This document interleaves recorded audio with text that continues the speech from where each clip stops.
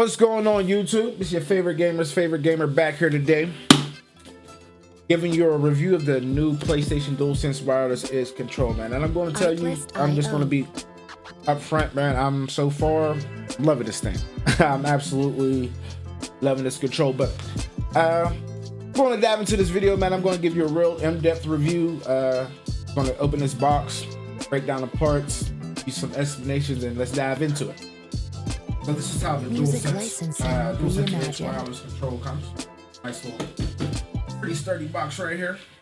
You can actually open up the back, charge it, in the box. Keep it right in there. Pretty good box, nice little carrying case. So this is what comes in the inside. There is a braided cable that also comes inside. I'll already open it. Showing this. Gotta do. Does come with this braided cable. You do want to keep this braided cable. This is a pretty good quality, high quality braided cable. It'll also help you out with the fucking battery life on this. Because battery life on this control will be terrible. But who honestly buys a control like this to run it wireless? I mean, I guess, but you're a first-person shooter like myself, and you know how about input lag. And if you don't know about input lag, I'll drop a link in the description for another video that I have about that. This cuts down. Yeah, I just want to run with this control. Music licensing reimagined. Have control. We have the back buttons already in place. Not gonna take them off. They actually just pop out pretty much.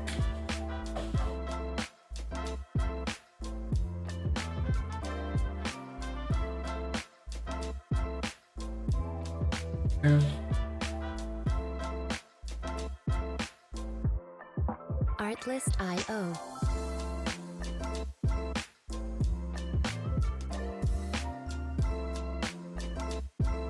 Just that easy. It does come with another optional back buttons. Another type of back little trigger. I've never seen this one. I might have to get these ones to try something. Music licensing reimagined. I'm gonna sit right here. Control. These are fully mappable and customizable. You can actually, the whole control is customizable and mappable. In addition, there's even sliders for your back triggers that works. That way down, distance. Yep. So this is the difference. Like if you're playing Call of Duty, and you want quick response. You want your weapons up quick, and ADS quick, and shoot quick. Like instantaneous reaction, this control gives you all that.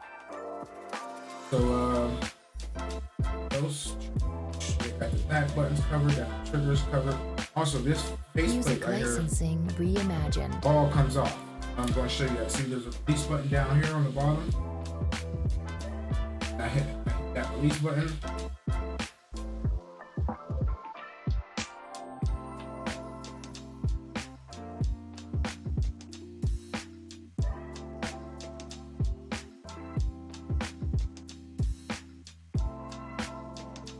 Shit, didn't want to turn on my damn PlayStation. Artlist.io.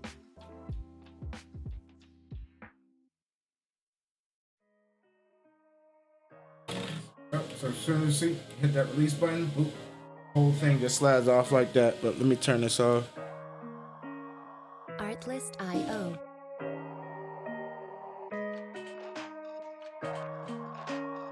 Whole faceplate, as you can see, comes off.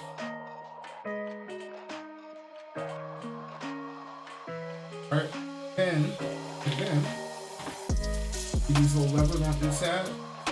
Music licensing reimagined. Lever right there. You can just up this lever.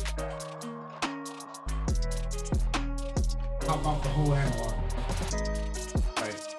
Say goodbye to sticker. I think this sticker should be a thing of the past, because now instead of having to buy a whole new control, just buy these. Just buy the replacements. Probably go on the website, probably be available. No more stick drift problems. I think that was well worth it as well. This, like I said, man, this control has so much customization options, and it was worth the $200 I spent on it. I will say that. I don't feel, this control is overpriced. It's really decent. Music With licensing everything else out there on the market, it's really in line with all of that. Yeah, let me see.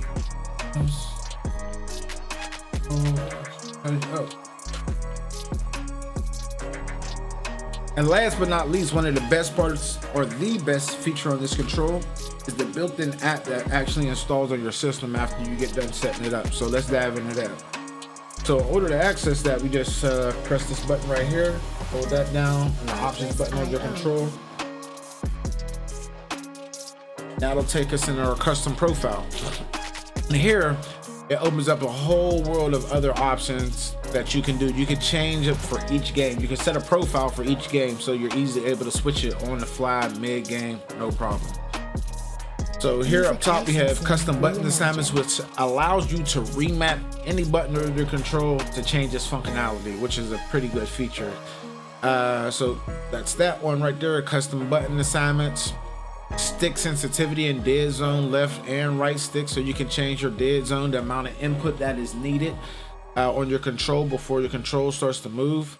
If you're not familiar with input lag and dead zones and how that could affect your gameplay, I'm going to have another YouTube video that I'm going to be making shortly, and I'll provide that in a link. But for now, let's just stick to the control and dead zones. Trigger dead zone. So this is what, let me show you this right. I know I tapped on this a little bit earlier, how you're able to use these sliders on the back of the control to change the amount of input. So they're all the way down, so I'll put them on input, I'll put them all the way up, slide these all the way up. Music licensing reimagined. That's even have a deeper range. Also less input, a little bit more input lag.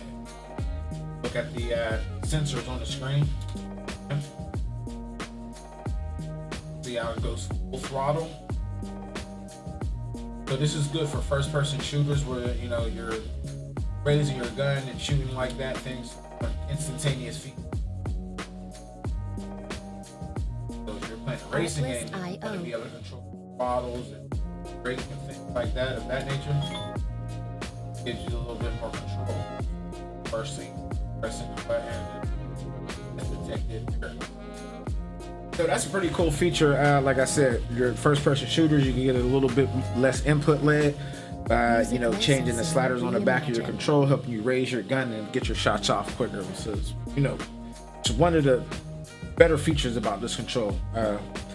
Let's see, let's go back. There's also vibration intensity, trigger effect intensity. Just so much you can do with this control once you get it. Like I said, it comes with a lot of options, the back button, so it's really putting you above the rest of the playing field, and it's well worth the $200 if you're an avid gamer. Gives you the extra buttons back here, which is well worth it. Like I said, which is one of the selling points for the control for me, is just the extra buttons alone. So if you know, you know.